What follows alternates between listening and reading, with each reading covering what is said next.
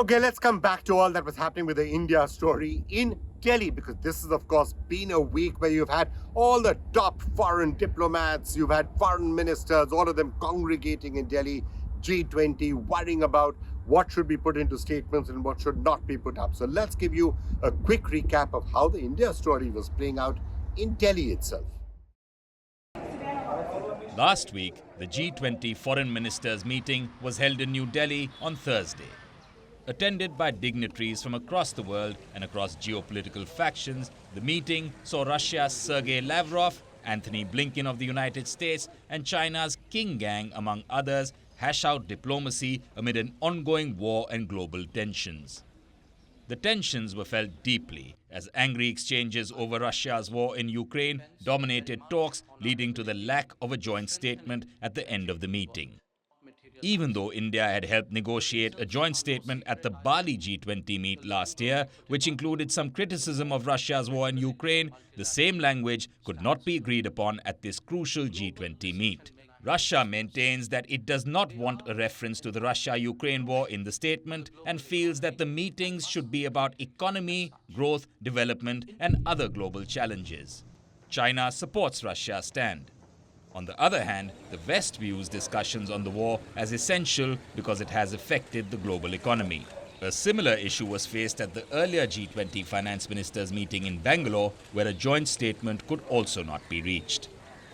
Denoting the rampant tensions between the two sides, US Secretary of State Anthony Blinken and Russian Foreign Affairs Minister Sergei Lavrov disagreed on the nature of their meeting on the sidelines of the conference, the first such face-to-face meeting between a US cabinet member and a top Kremlin official since the invasion. According to US officials, Blinken met Lavrov for 10 minutes and told him that the West would stand with Ukraine as long as it takes. Russian officials deny any negotiations took place and that the encounter took place at Blinken's request while Lavrov was on the go. Lastly, I spoke briefly with Russia's Foreign Minister Lavrov on the margins of our G20 meeting today. I urged Russia to reverse its irresponsible decision and return to implementing the New START Treaty, which places verifiable limits on the nuclear arsenals of the United States and the Russian Federation. Mutual compliance is in the interest of both our countries. It's also what people around the world expect from us as nuclear powers. Lavrov also cut a combative figure at the conference, stating vehemently that Russia was not the aggressor of the war, dismissing condemnation of the invasion. The entire G20 was only about what to do with Ukraine and the final declaration, can we have it or not. I asked the Indian friends and the Indonesian friends who were cheering the G20 and those who were cheering G20 before Indonesia for all these long years, whether G20 ever reflected in those declarations situation in Iraq, in Libya, in Afghanistan, or in Yugoslavia. The deep tensions undercutting the conference are India's greatest challenge in its year of G20 presidency. India's foreign policy objective of multilateralism is in crisis due to the shrinking room for global cooperation. In his opening statement, Prime Minister Narendra Modi urged nations to not allow prevailing tensions to derail sustainable development goals.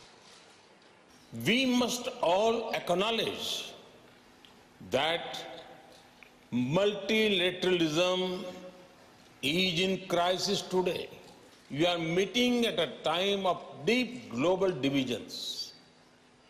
As Foreign Minister, it is but natural that your discussions are affected by the geopolitical tensions of the day. We all have our positions and our perspectives on how this tension should be resolved. We should not allow issues that we cannot resolve together to come in the way of those we can.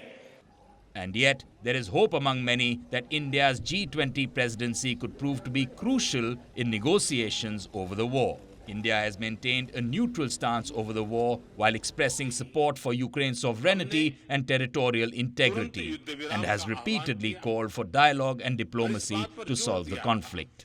India's history of deep ties with Russia and continuing good relations with Ukraine placed the country in a unique position as G20 president with the ability to converse with both sides.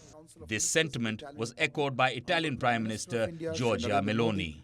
Il primo ministro Modi conosce perfettamente la posizione Prime Minister italiana, Modi knows very well Italy's position of full support for Ukraine's territorial integrity. And I believe that we both share the hope that India, as G20 president, could play a key role in facilitating negotiations for a cessation of hostilities and a just peace. Negoziale verso la cessazione delle ostilità, una pace giusta. Despite the challenges evident by the lack of a joint statement, all participating countries did agree on the overwhelming majority of issues, with only the issue of the Ukraine war standing in the way. Instead of a communique, India issued an outcome statement which identified clearly that barring the two controversial paragraphs on the Ukraine war, all countries agreed to the rest of the text. There was complete consensus on goals like food and energy security, climate and environmental action, counter-terrorism, gender equality, and global health. The question, why was, did we fall short of expectations? Why is it called what it is? If we had had a perfect meeting of minds on all issues and captured it fully, then obviously it would have been a collective statement. But there were issues, and I think the issues, I would say, very frankly, concerned the Ukraine conflict, on which there were divergences. There were a very large number of issues on which there was agreement. And in fact, if you look at, the detailed picture that I have presented to you, there was agreement on various aspects of strengthening multilateralism, on promoting food and energy security, on climate change, climate action, ensuring biodiversity, on gender issues, on global health, on counter-terrorism.